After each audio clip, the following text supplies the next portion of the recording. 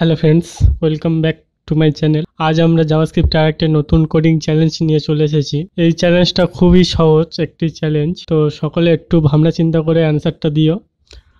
আর আমরা এখানে শুধুমাত্র অ্যান্সার কী হবে সেটা নিয়ে ভিডিও বানাই না, অ্যান্সার কেন হলো সে সম্পর্কেও পুরো ডিটেলস ধারণা দেওয়া হয়।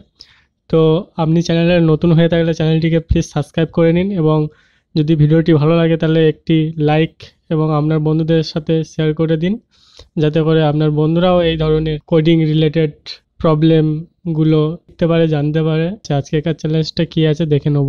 তো ভিজুয়াল স্টুডিও করে চলে আসলাম। এখানে খুব একটা সহজ একটা কোড, এবং এর আউটপুট কী হবে নিচে অপশান দেওয়া আছে। তো সেই অপশানগুলো আমি দেখে নেব, এবং নিচের অপশানগুলোর মধ্যে যেটা সঠিক উত্তর হবে সেটা নিচে কমেন্ট সেকশানে কমেন্ট করে দাও। আশা করি করতে পারবে।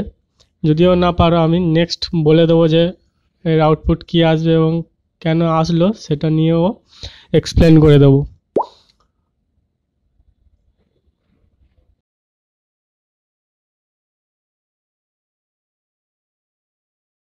আশা করছি সকলে অ্যান্সার দিয়ে দিয়েছো নিচে কমেন্ট সেকশানে। তো প্রথমে বলে নিই এর আউটপুট কোনটা আসবে, তারপর আমি এক্সপ্লেন করব। তো এর প্রথম আউটপুট আসবে যে অপশান এটা। এবারে এটা কেন আউটপুট আসলো সেটা আমি এবারে এক্সপ্লেন করব।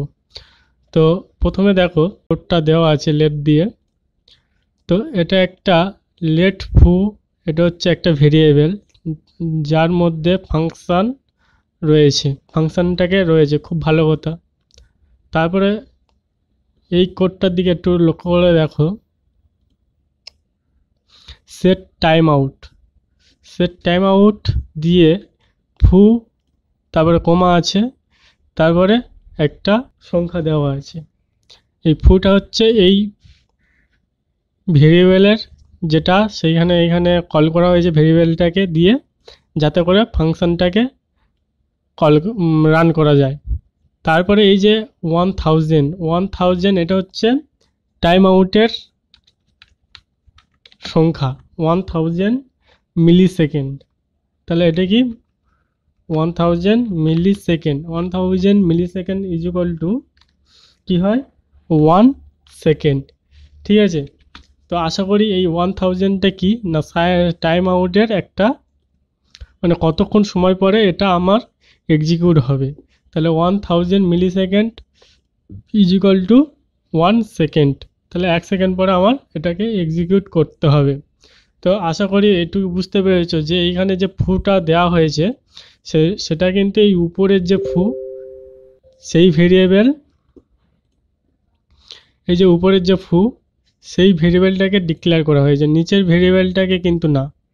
ঠিক আছে, তো তাহলে এখানে দেখো এই ফু যখন এখানে ডিক্লেয়ার করা হলো তখন এই ফাংশানটাকে কল করা হবে।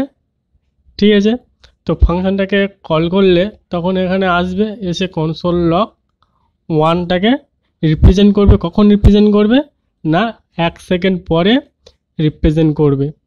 ঠিক আছে, আর নিচে যে এই ফু ইজ ইকুয়াল টু ফাংশান দিয়ে যে কোডটা আছে এটা তখন আর রিপ্রেজেন্ট করবে না, এটার কোনো কাজ হবে না। ঠিক আছে, তো আশা করি এটুকুই সকলে বুঝতে পেরেছো। তো চলো দেখে নেবো যে কনসোলে কেমনভাবে এটা প্রিন্ট হয়। তোমরা যখন কনসোল করবো দেখবে তোমরা নিচে কিছু সেকেন্ড পরে কোডটাকে রিপ্রেজেন্ট করবে, আউটপুট দেখাবে। তো প্রথম কনসোলে চলে যায়, তো নোট ইন্ডেক্স ডট জেএস দিয়ে রিপ্রেজেন্ট করে দেখো কিছুক্ষণ পরেই কিন্তু আউটপুটটা আসলো। তো আশা করি যে কেন 1 আউটপুট হলো সকলে বুঝতে পেরেছো।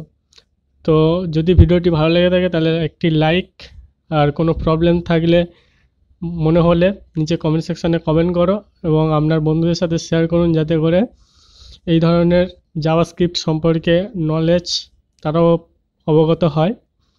তো থ্যাঙ্কস ফর ওয়াচিং।